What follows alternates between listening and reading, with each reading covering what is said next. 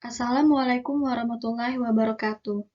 Perkenalkan, nama saya Suci Rahmadani, peserta CPNS Latsar Angkatan 3 Kelompok 4 di Kabupaten Bangka tahun 2021, dengan Widya Iswara Ibu Siti Zuraidah MPD. Saya bertugas di Dinas Pangan dan Pertanian sebagai penyuluh pertanian dengan wilayah kerja di Desa Air Duren, Kecamatan Mendo Barat.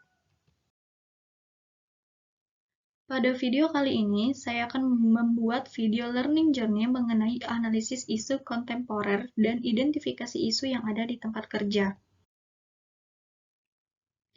Perubahan merupakan hal yang mutlak dan pasti akan terjadi. Semakin berkembangnya zaman dan teknologi, manusia harus selalu dituntut untuk mengikuti perkembangan zaman. Kita akan jauh tertinggal jika tidak segera menyadari dan berperan serta dalam perubahan tersebut. Perubahan yang diharapkan terjadi bukannya sesuatu yang berbeda saja, namun lebih daripada itu. Perubahan yang diharapkan terjadi adalah perubahan ke arah yang lebih baik untuk memberi manfaat bagi umat manusia. Terdapat 4 level perubahan lingkungan strategis yang dapat mempengaruhi kesiapan PNS dalam melakukan pekerjaannya, yakni individu, keluarga atau famili, masyarakat pada level lokal dan regional, nasional, dan dunia. PNS dihadapkan pada pengaruh yang datang dari eksternal juga internal yang kian lama kian mengurus kehidupan berbangsa dan bernegara. Fenomena-fenomena tersebut menjadikan pentingnya setiap PNS mengenal dan memahami secara kritis terkait dengan isu-isu kritikal yang terjadi saat ini atau bahkan berpotensi terjadi. Isu-isu tersebut diantaranya ialah yang pertama korupsi atau penyelewengan serta penyalahgunaan uang negara untuk keuntungan pribadi atau orang lain. Kemudian yang kedua ialah narkoba, penggunaan dan pengedaran narkoba yang dapat merusak generasi penerus bangsa. Yang ketiga ialah terorisme atau radikalisme yang dapat memecah persatuan bangsa Indonesia. Yang keempat money laundry atau aktivitas pencucian uang. Yang keempat proxywar, dan yang terakhir ialah kejahatan mass communication. Contohnya seperti cybercrime, hate speech, dan hoax.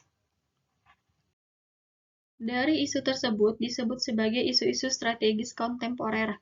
Maka yang perlu menjadi fokus perhatian adalah mulai membenahi diri dengan segala kemampuan, kemudian mengembangkan berbagai potensi yang dimiliki dengan memperhatikan modal insani.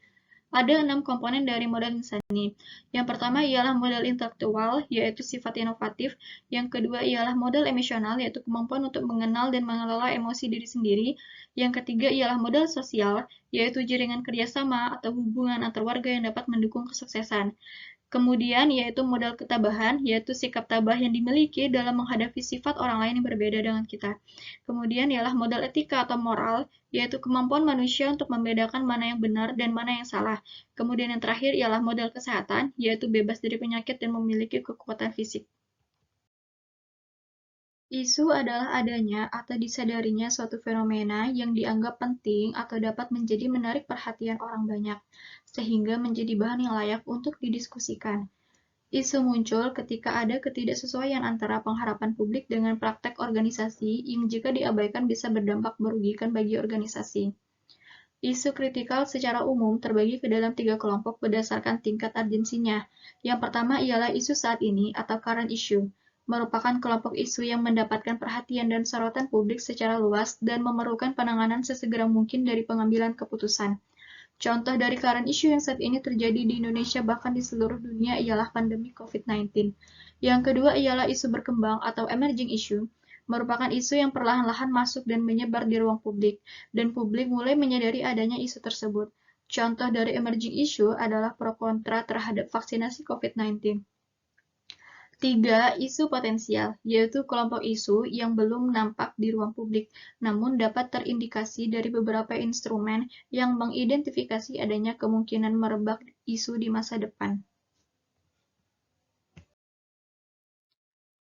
Pendekatan lain dalam memahami apakah isu yang dianalisis tergolong isu kritikal atau tidak adalah dengan melakukan issue scan, yaitu teknik untuk mengenali isu melalui proses scanning untuk mengetahui sumber informasi terkait isu tersebut. Yang pertama ialah media scanning, yaitu penelusuran sumber-sumber informasi isu dari media seperti surat kabar, majalah, publikasi, jurnal profesional, dan media lainnya. Yang kedua ialah existing data, yaitu dengan menelusuri survei, polling, atau dokumen resmi dari lembaga resmi terkait. Yang ketiga ialah knowledgeable others, seperti profesional, pejabat pemerintah, trendsetter, pemimpin opini, dan sebagainya. Yang keempat ialah public and private organization, seperti komisi independen, masjid atau gereja, institusi bisnis, dan sebagainya yang terkait dengan isu-isu tertentu. Yang kelima ialah public at large, yaitu masyarakat luas yang menyadari akan satu isu dan secara langsung atau tidak langsung terdampak dengan keberadaan isu tersebut. Berikut adalah contoh isu yang saya ambil di tempat kerja. Yang pertama ialah kurangnya variasi media penyuluhan yang digunakan PPL di Kabupaten Bangka. Mayoritas PPL di Kabupaten Bangka menggunakan metode ceramah atau diskusi dalam memberikan materi penyuluhan, sehingga minat petani untuk mengikuti pertemuan kelompok masih rendah. Yang kedua ialah rendahnya kesadaran petani mengenai penyusunan RDKK pupuk bersubsidi. Petani tidak menyadari bahwa penyusunan RDKK sangat erat kaitannya dengan kebutuhan pupuk subsidi yang akan diterima petani di tahun berikutnya, sehingga banyak petani yang masih kekurangan atau bahkan tidak mendapatkan jatah pupuk bersubsidi. Yang ketiga ialah belum optimalnya fungsi BPP sebagai pusat penyediaan dan penyebaran informasi melalui media sosial.